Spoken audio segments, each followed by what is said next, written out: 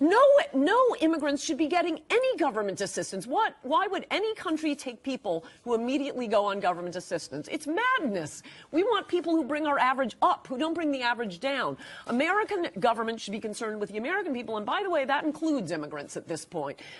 Immigrants who came in last year and the year before that, they came to this country. You're not telling me what are you going to do with them. You're not telling me what are you going to do with them. I'm refusing to discuss it until we have a double-layer fence on the border. Why can you discuss like the that? Great Wall of China. We got to do something with that, right? Baby scam, and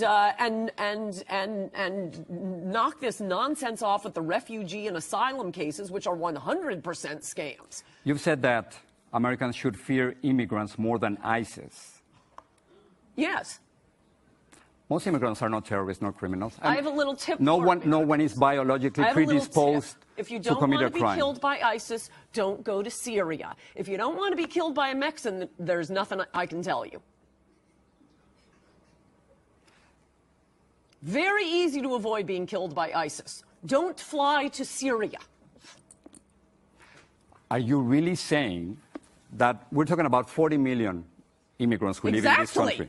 I thought you were just disputing that. No, 40 million immigrants who live, immigrants, I'm not talking about undocumented immigrants, overall immigrants legally here and those who are not here. 40 million with illegals. So do you think that people are biologically predisposed to commit crimes? No, I think there are cultures that are obviously deficient. And if they weren't deficient, you wouldn't be sitting in America interviewing me. I'd be sitting in Mexico. You fled that culture because there are a lot of problems with that culture. Hopefully it can be changed, but we can share our culture with other nations without bringing all of their people here. When you bring the people here, you bring those cultures here. That includes honor killings. It includes uncles raping their nieces. It includes dumping litter all over. I read the whole book. It includes not paying your taxes. It includes paying bribes to government officials. That isn't our culture. You can see the successful cultures in the world. They have been studied ad infinitum. America is it is the best in the world, and we are about to lose it, and everyone who lives here is going to lose that.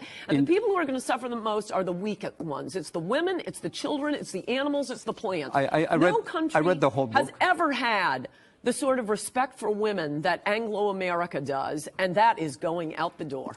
I read the whole book, and I think you're afraid of 2044. In 2044, non-Hispanic whites will become a minority, and you don't want that.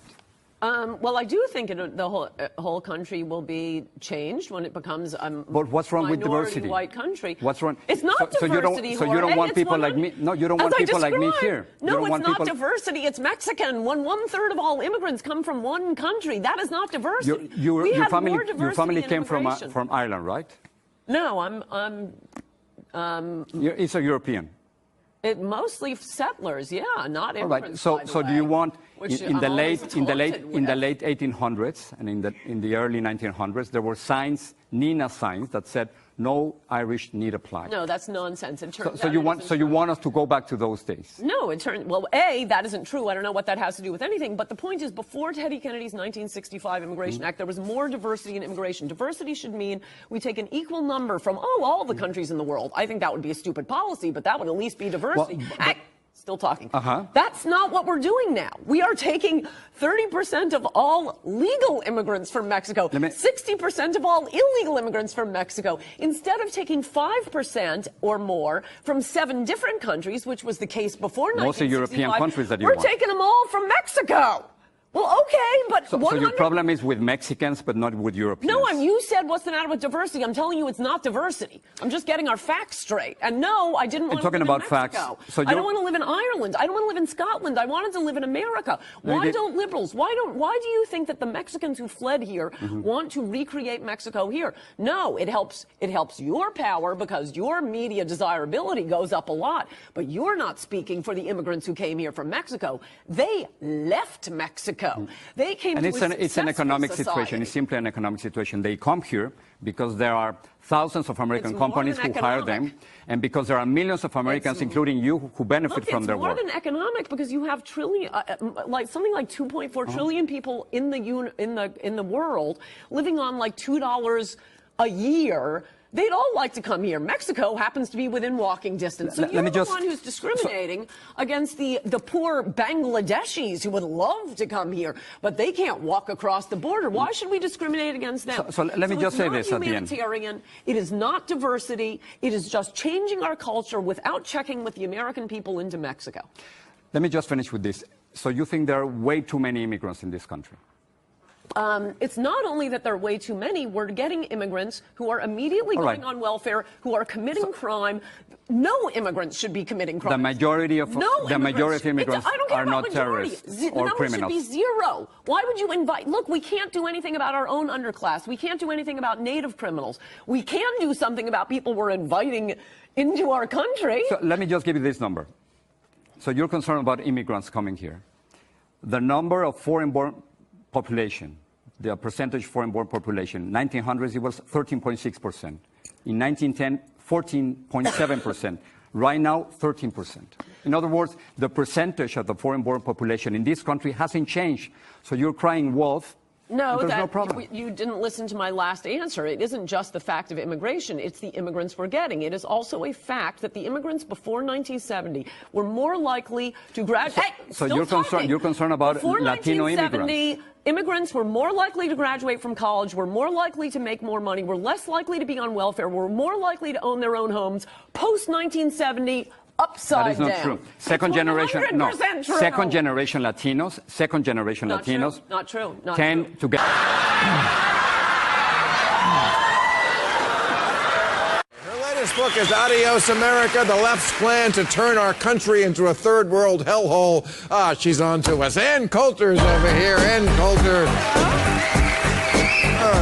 That's not bad applause, considering. That's right. Okay, well, thank you as always for coming into the Lion's Den. I know you know they're predisposed not to like what you're going to say.